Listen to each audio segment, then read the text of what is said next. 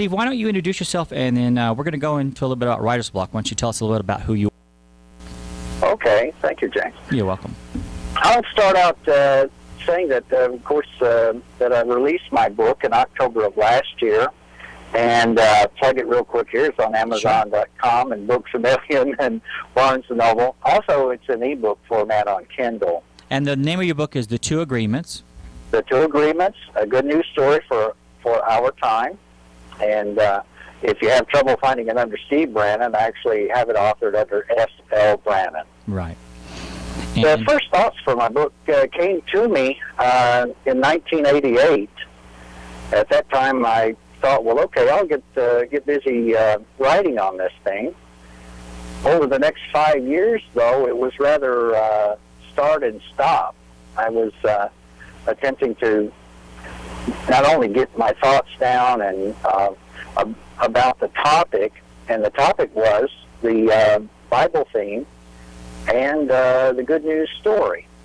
And I'd grown up with one particular interpretation of those stories in the Bible and the full length of that and what it was to mean for me. Mm-hmm. But the ideas that I was having, the insights, intuitive thinking is what I call it, gave me a different take on each of those Bible stories, and in fact the whole theme of the Bible. I was attempting to write those down and get those down as quickly as they were coming to me, so to speak. Mm-hmm. But at the same time, I was going ahead and thinking about an audience. Now, who in the world would read this or even consider it? And also thinking, wow, these are so strange or different from what I'd been hearing in Sunday school that might be called a heretic. So I thought, well, let me get these down and then decide on an audience. For the next 5 years, I was doing a stop and start thing and never did really get a full manuscript put out there. And one thing I realized at that time was that, okay, I'm going to go about living from these concepts and accepting them as my belief system. So did you say, in a way you were saying you had a little bit of writer's block along the journey there, it sounded like? Well, it started right there, just deciding, okay, hey, I'm not getting a full handle on the manuscript itself, just how in depth to go, and capturing these. I was busy capturing these new concepts and wanting to make certain that I had them down in an understandable form. And might say at that time that I hit a wall, but what I did about it was that I decided, okay, I'm going to start living and believing some of these concepts and directing my my spiritual thinking and my spiritual life according to them. And I started that out in the summer of 1994, 1995 kind of time frame. What another 10 years now, okay? Yeah. Talking about some writer's block. Try that on. Yeah. Another 10 years, James, before hearing or actually seeing a PBS television special on a Saturday evening. They have a program called Religion and Ethics. I caught the first of two-part program on the emergent conversation. I had no idea what that was.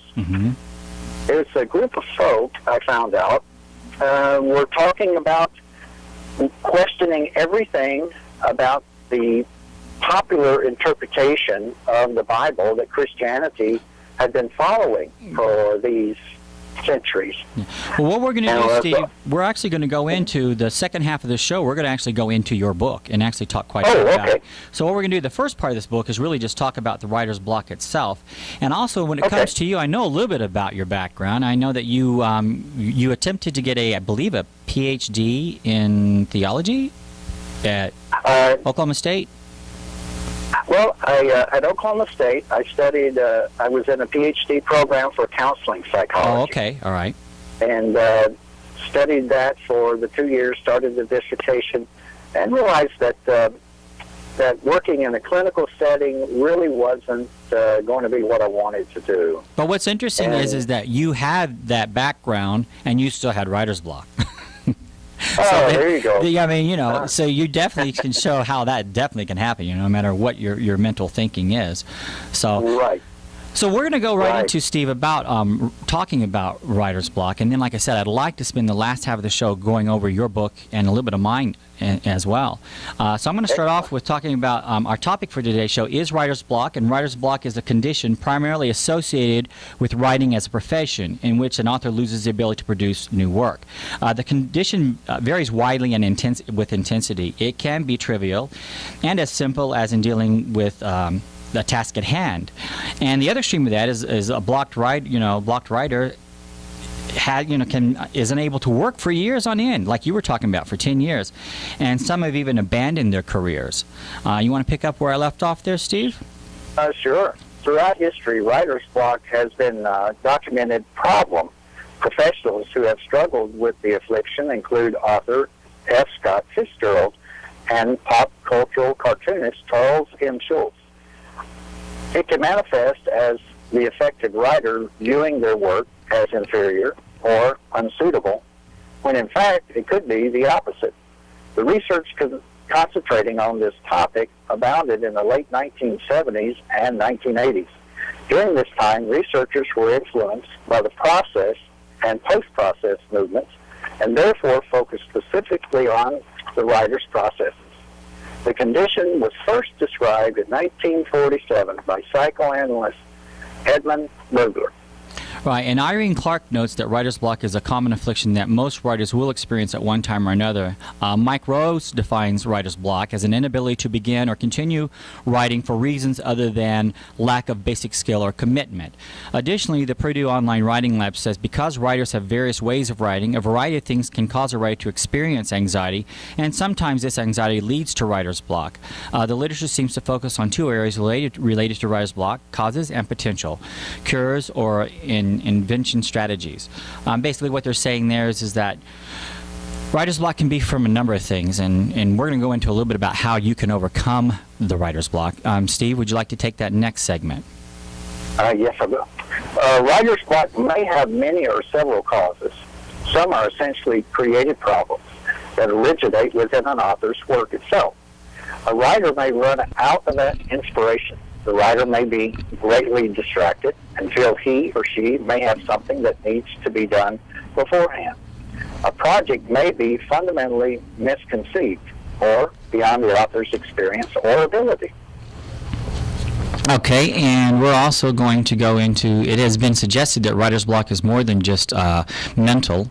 Under stress, a human brain will shift control from the cerebral cortex to the limbic system. The limbic system is associated with the, boy, this is really technical, instinctual process such as fight or flight response. Because the person is primarily thinking to instinctual or learned behaviors, creative processes are hindered.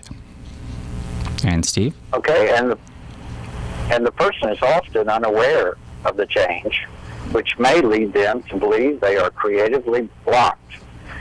In her 2004 book, The Midnight Disease, The Drive to Write, Writer's Block, and the Creative Brain, the writer and neurologist Alice W. Flattery has argued that literally creativity is a function of a specific areas of the brain, and that block may be the result of brain activity being disrupted in those areas.